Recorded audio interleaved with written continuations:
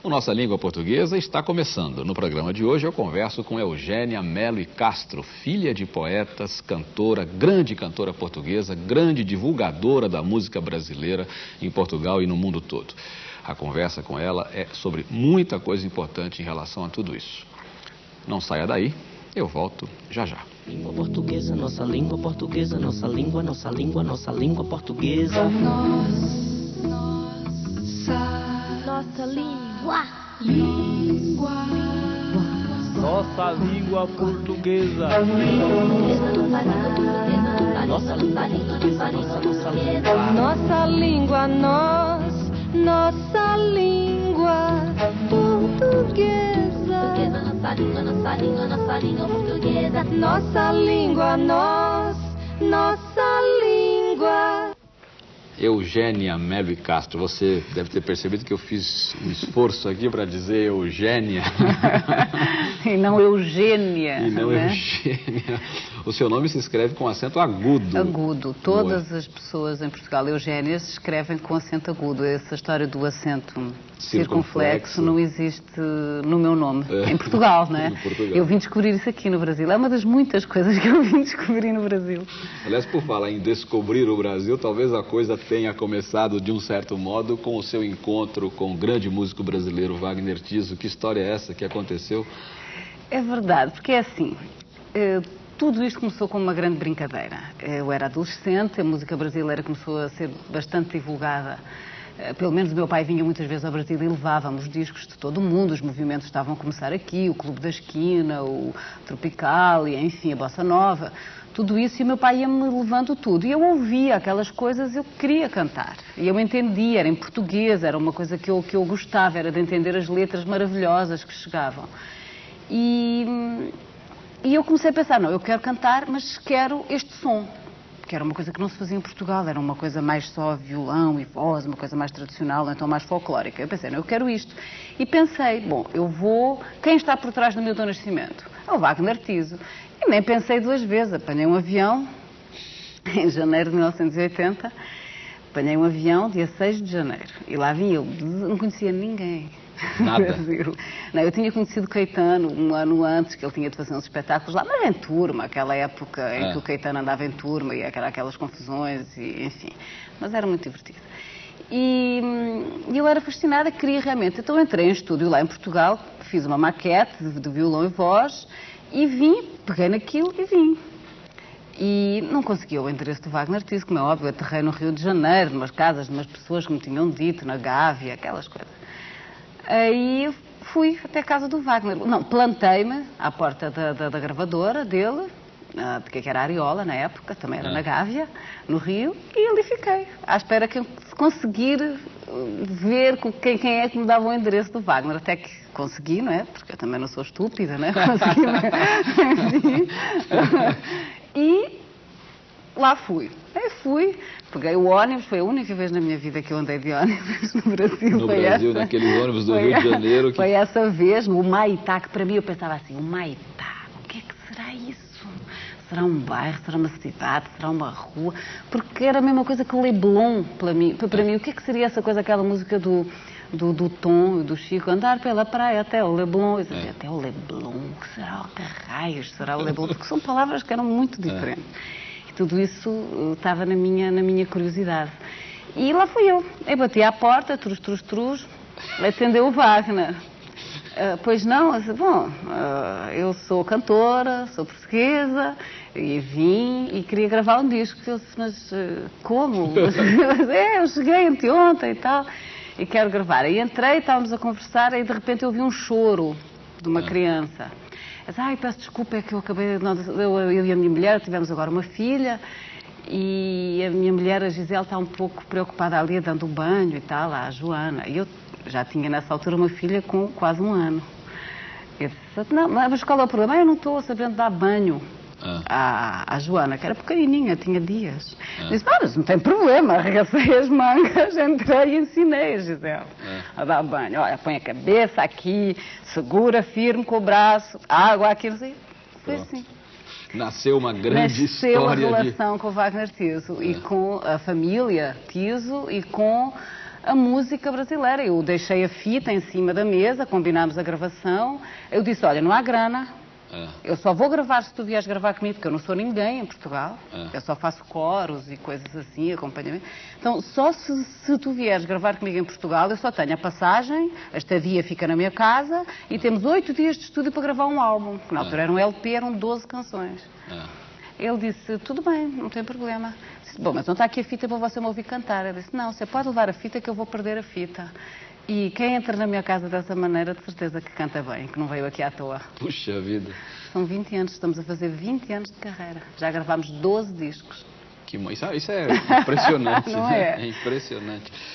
E nesse tempo todo, você, afinal, você não era, entre aspas, como você disse, você não era ninguém em Portugal. Hoje você é muita coisa em Portugal, seu nome é conhecidíssimo em Portugal, no Brasil também. Onde quer que se entre em Portugal, numa casa discográfica, numa discoteca, numa loja de discos, em suma, sempre há trabalhos seus. Como é que você plantou essa carreira toda e... Olha, tudo começou com esta grande maluquice que eu acabei de contar. Depois a coisa começou a evoluir de uma forma que nem eu estava a ter a dimensão certa. Eu sabia que eu estava a fazer uma coisa que era uma coisa nova. O próprio Caetano Veloso compôs comigo. Eu, no meu segundo disco, já tinha parcerias com Caetano, com Vinícius Cantuária, com vários outros compositores. O Ney Matogrosso cantou comigo. Então a coisa começou a ganhar uma forma mesmo de parceria entre Portugal e Brasil, de troca. Eu trazia coisas para cá e levava coisas para lá. Era uma grande brincadeira, realmente. Mas a brincadeira começou a ficar séria. Sim. Porque eu comecei a ser muito conotada com o Brasil, em Portugal, e o que numa determinada época foi muito complicado, porque Portugal esteve uma época bastante de costas viradas, foi a época do Cavaco, do primeiro-ministro Cavaco Silva, que foi uma época em que Portugal estava com a mania que tinha descoberto a Europa, não é? Aquela época que houve imensos problemas, não sei o quê, e eu levei as favas, eu paguei as favas todas, porque havia qualquer problema que acontecia, até os dentistas, a culpa era minha, não é? Mas eu sempre disse, vocês não façam isso, não virem as costas ao Brasil, porque o Brasil é um país que estará sempre ali pronto para isto que nós estamos a ver agora, não é? Para esta abertura que de repente... E o interesse. Eu sempre senti muito interesse da parte dos brasileiros. Eu sempre, por exemplo, eu todos os meus discos eu os lancei aqui. E em qualquer entrevista eu falava 10 minutos sobre o meu trabalho e 20 minutos a meia hora sobre o que estava a passar em Portugal. Os novos artistas, os novos atores, o cinema, o teatro, porque a curiosidade era imensa. E eu, de repente, tinha que me informar mesmo lá em Portugal sobre tudo, que era para chegar bem informada, que era para poder brilhar por Portugal. Sim. Era uma coisa muito interessante. E eu sempre tive muito prazer nisso. Eu adoro falar os nomes dos artistas novos, dizer às pessoas quem está a fazer o quê e tal. Tenho prazer nisso, acho que é uma coisa que foi crescendo e chegou onde chegou, e eu fui fazendo a minha carreira sempre, compondo, cantando com tanta gente, enfim. É mais fácil o Brasil estar em Portugal, a arte brasileira estar lá, do que a arte portuguesa estar no Brasil? Olha, o que eu acho em relação a isso, que eu acho que nunca se pode comparar as situações, nem os movimentos, nem as épocas. O que eu acho é que o Brasil é um país que tem uma força, vamos falar de música, pronto, que é aquilo que eu conheço melhor. É um país tão forte musicalmente que está presente em todo o mundo. E, portanto, não é só Portugal que o Brasil influencia e entra e tem mercado. Eu acho que é uma coisa geral. Portugal, até talvez um pouquinho mais por causa da língua, obviamente, mas, e pela proximidade, e pela história, e por tudo isso. Mas o Brasil é naturalmente fortíssimo a influenciar o mundo inteiro. Veja-se o que é que se está a passar. Não tem artista novo, grupo americano, japonês, seja lá do que é que foi, inglês, francês, não sei o quê, que não tenha uma influência do Brasil. Agora, em relação a Portugal, não. Portugal tem uma imagem muito enraizada. Conservadora? Muito conservadora. Muito... E é assim, por mais que as coisas até estejam completamente diferentes lá, há sempre uma tendência para ainda tentar encontrar. Quando se vai fazer uma fotografia para publicar numa revista de moda, por exemplo, eu vi agora um trabalho fotográfico que foi feito recentemente em Portugal, com manequins e roupa brasileira, que foi lá para fazer esta brincadeira já também debaixo do grande caldeirão dos 500 anos. Então, foi para lá essa coisa e tal. As manequins estão do lado de mulheres que nós temos imensa dificuldade em encontrar hoje lá. Pessoas do povo, sim, pessoas que fazem parte do cotidiano, do imaginário dos brasileiros. Vestida de preto. Vestida de preto, com baita de um bigode, com umas roupas assim mal aljambradas, com a atriz, com um ar assim deprimido.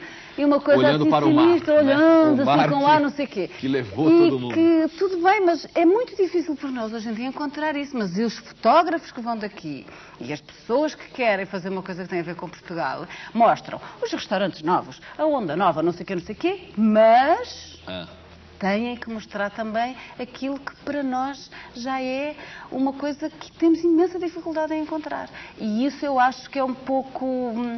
É uma certa resistência, acho que existe uma certa resistência às pessoas perceberem que mudou, houve realmente mudanças, mas eu acho que isso só com o tempo, eu acho que está muito melhor agora, já existe muito mais abertura, eu acho que, sei lá o que é que eu acho. Bom, é tudo tão complicado. De certa forma, talvez você já tenha dado uma parte da resposta à pergunta que eu vou fazer. Mas, de qualquer maneira, você leu com muito brilhantismo no CD Nossa Língua Portuguesa, você leu um poema de Fernando Pessoa, né? Mar Português. Mar Português. Ó mar salgado, quanto de teu sal são lágrimas de Portugal. São lágrimas de Portugal. Essa história de Portugal, o mar, a melancolia, a tristeza, a dor, tudo isso ainda é muito forte em Portugal.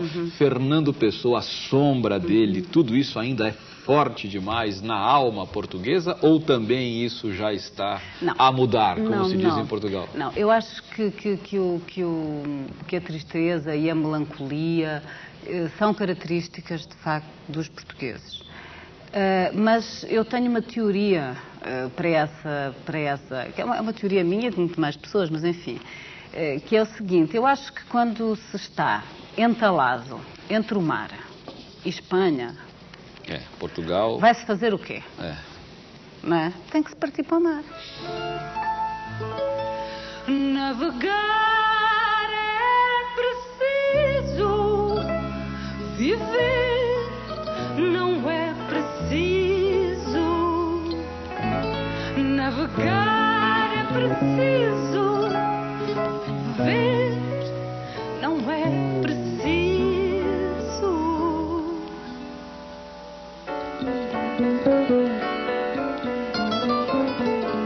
Se não fosse o Atlântico, qual era a dimensão dos portugueses? Éramos um Luxemburgo.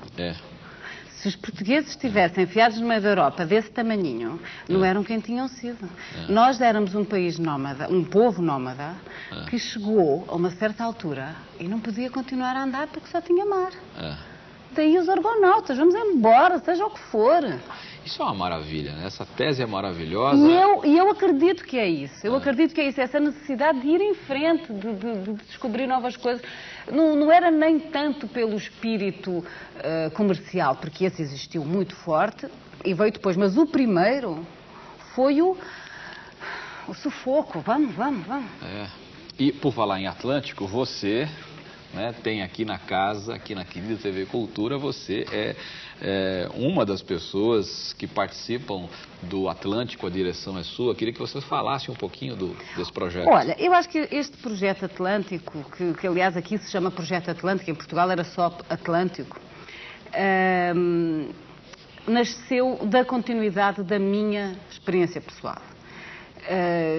Durante estes 20 anos eu cantei, compus, enfim, e eu sempre fui um pouco, digamos, eu em Portugal falo com sotaque brasileiro, como eles dizem, e no Brasil eu falo com sotaque português, portanto eu já não tenho língua, eu devo estar ali nos Açores, não sei, ali no meio, né?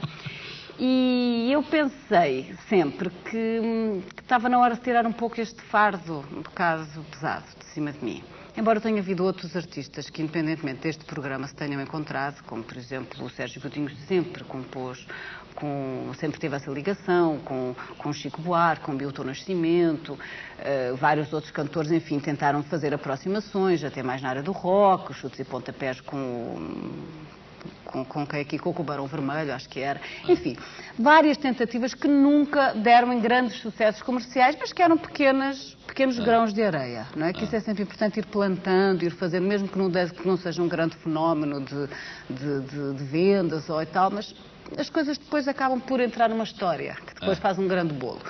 E eu pensei, bom, se eu tenho esta facilidade, eu sou amiga do Nelson Motta há tantos e tantos anos que ele me acompanha, desde que eu cheguei ao Brasil, foi logo uma das primeiras pessoas que eu conheci e tal, e eu convidei, o Nelson brincou, isto é 1995, o Nelson disse, imagina, você nunca vai conseguir reunir esses artistas todos, é tudo doido, tudo maluco, você não vai conseguir. Eu disse, eu vou conseguir. E eu fui, o programa foi aprovado e desaprovado, caía governo, saía governo, entrava governo, saía a administração, e eu lá com o Atlântico, né? Até que numa brecha havia uma direção da televisão portuguesa que ia cair e eles assinaram antes de cair. Disseram assim, a gente vai deixar isto de herança aos próximos. Né? Aí assinaram, aí quando os outros assinaram, assumiram, fizeram uma proposta, Eugénia, vamos desistir de tudo que você nunca vai conseguir. Eu disse, não, eu vou conseguir reunir todo mundo. E aí partimos para a produção. O Nelsinho foi avisado pela 15ª vez, agora vai dar certo. Deu. Felizmente era a época da Copa do Mundo, o Nelsinho estava até mais próximo, não estava em Nova Iorque, ele só foi umas 3 ou 4 vezes a Nova Iorque, porque são 13 programas mais um, que é um best-of, mas 13 gravações. Então ele teve que ir 13 vezes a Lisboa, o que para ele foi um sacrifício, porque ele detesta Lisboa. Não, foi ótimo, foi uma maravilha. E as gravações realmente correram muito bem. E o que eu acho importante no meio disso tudo é que o programa não trata só de música. O programa portanto, fui eu que bolei esta história toda. Algumas ideias tiveram melhor resultado, outras ideias tiveram pior resultado, porque isto é sempre assim. Mas o que eu acho interessante é que eu escolhi, junto com o meu pai e com a minha mãe, com a assessoria técnica, né, e eu quero falar deles depois, poemas que falassem de mar, de todos os 7 países de expressão portuguesa. Veja, é música minha, a letra do Arnaldo e do Arthur, com algumas frases do Arthur, assim, um acabamento do Arthur, as partes mais picantes. Assim. Mora eu, seca eu. Coisa de americano, coisa do Arthur.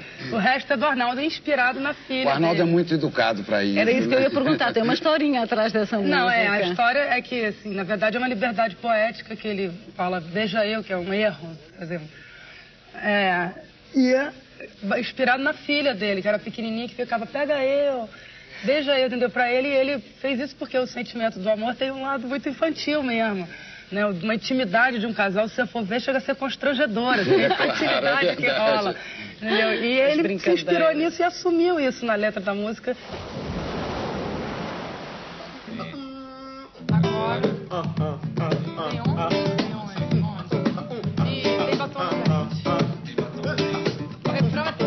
tem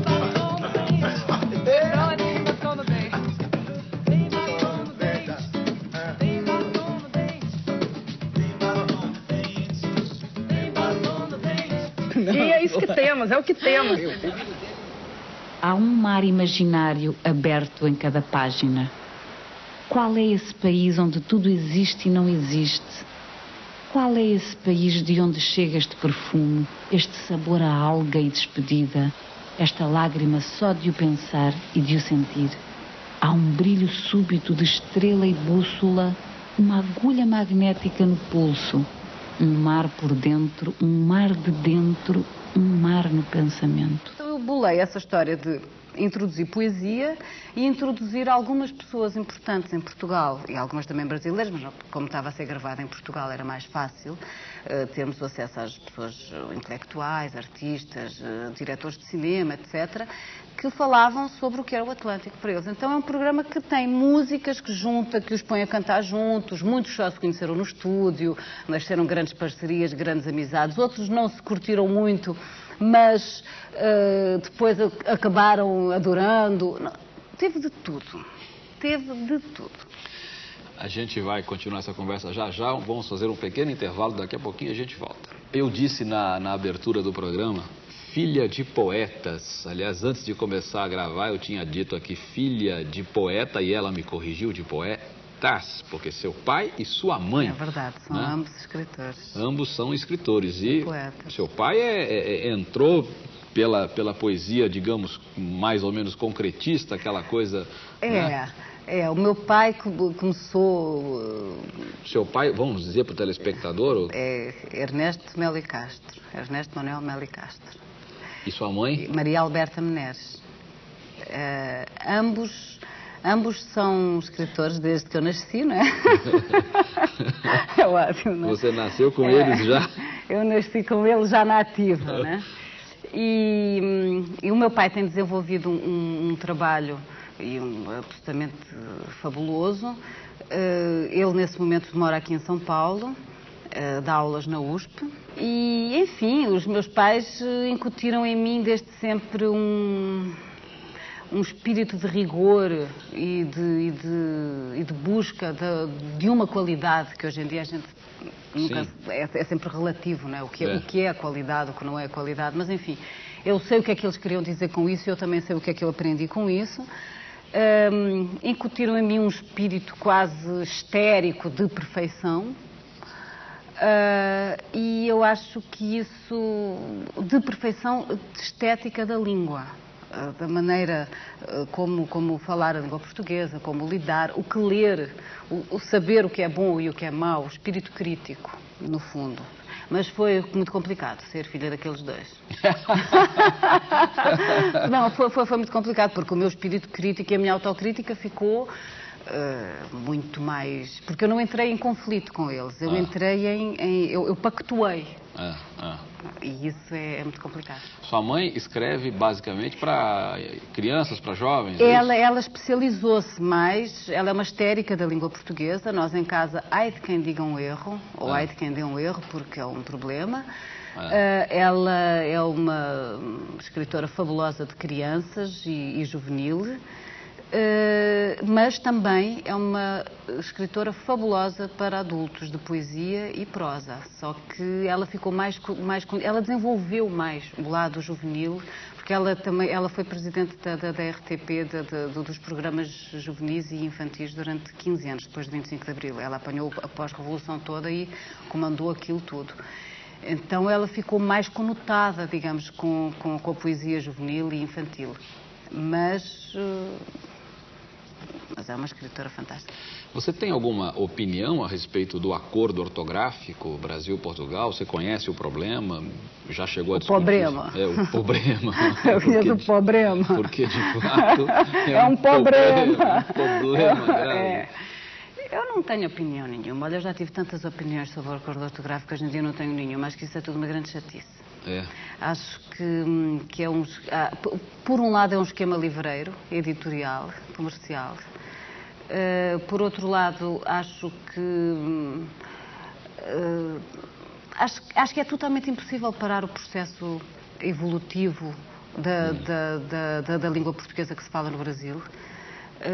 Acho que tem influências e foi buscar coisas a tantos outros países, que já evoluiu de uma forma tão própria, com uma rapidez tão própria, com uma criatividade tão maravilhosa, que eu acho que não há como neste momento querer forçar que haja uma unidade de uma coisa que não tem uma unidade possível. Você está lançando um disco chamado Surpresas, né? Queria que você falasse um minutinho dele. Um minutinho, é rápido. São 18 duetos que eu fiz ao longo destes 20 anos. Eu estou a fazer 20 anos de carreira. E então resolvi reunir um disco só com os duetos todos que eu fiz ao longo destes anos todos. E tem 2 duetos com o Caetano Veloso, que também são parcerias autorais com ele. Tem com o Milton, Tom Jobim, Chico, Milton. E a música tem Paulinho Jobim, Gismonte, Toninho Horta, tem essa turma toda. O Wagner Tiso, sempre na direção musical. E a Gal também canta. E a música título é uma canção completamente inédita e original, que é a letra minha e música do Gonzaguinha. E que o Gonzaguinha também aparece a cantar na música. Eugênia, muito obrigado a você pela presença. Você é sempre bem-vinda aqui, sempre, sempre, sempre. E saiba que uma das propostas deste programa é essa aproximação. Esta coisa luso-brasileira, maravilhosa. Obrigado. Obrigada. A gente volta já já. Nossa língua portuguesa, nossa língua, E nós fomos às ruas perguntar ao povo como se diz. Não vou nem dizer, você vai ouvir. Vamos lá. Eu estou a conversar ou eu estou conversando? Estou a conversar. Estou conversando. Estou conversando. Estou conversando. Tanto faz. Pois é. Você viu aí que o placar ficou 3-1, né? Estou conversando 3, estou a conversar 1, tanto faz 1. E eu aproveito aqui a presença da Eugênia Melly Castro, que é uma pessoa absolutamente indicada para responder isso, né? Porque eu soube que lá em Portugal houve, isso há muito tempo, protestos veementes em Lisboa contra o gerúndio levado pela novela brasileira. Estou dizendo, estou falando, porque em Lisboa não se diz assim, né? Em Lisboa como é que é? Não, em Lisboa estou a conversar. Estou a conversar. Estou a andar, estou a comer, enfim, aplica-se o verbo. O infinitivo. O infinitivo. Agora, no Baixo Alentejo e no Algarve... No sul de Portugal? No sul de Portugal, ninguém, toda a gente diz estou caminhando, estou conversando. Onde vais? Estou indo, estou conversando, estou caminhando. Sempre. É o gerúndio que se aplica sempre no Baixo Alentejo e no Algarve. Ou seja, bobagem dizer que está certo um, está errado o outro, ou que em Portugal só se usa o infinitivo, porque em algumas regiões, como acaba de dizer a Eugênia, se usa também o gerúndio, e mesmo no Brasil se usa o infinitivo. Existe uma célebre canção que você deve conhecer, de manhã vem o sol, mas os pingos da chuva que ontem caiu ainda estão a brilhar, né? Isso é música brasileira, ainda estão a brilhar. Tantas letras e poemas do Vinícius de Moraes, que eu cantei algumas, que eu procurei exatamente as letras que ele tinha feito a pensar num português que fosse mais compatível até com essa história do português de Portugal, e que é tudo, trata de porque foste na vida, é tudo como nós falamos o nosso português em Portugal. Tem muitas coisas que eu acho que é da forma, é da liberdade poética ou da liberdade de expressão. Acho que isso não... ninguém... Colocar uma tranca nisso, Deus me livre. Trancas nem nisso, nem é nada, pelo amor de Deus. Eugênia, agora é para valer. Obrigado. A gente volta na próxima semana. Língua portuguesa, nossa língua portuguesa, nossa língua, nossa língua, nossa língua portuguesa. nossa língua. Nossa língua portuguesa. Nossa língua, Nossa língua, nossa língua portuguesa. nossa língua, nossa língua, nossa língua portuguesa. Nossa língua,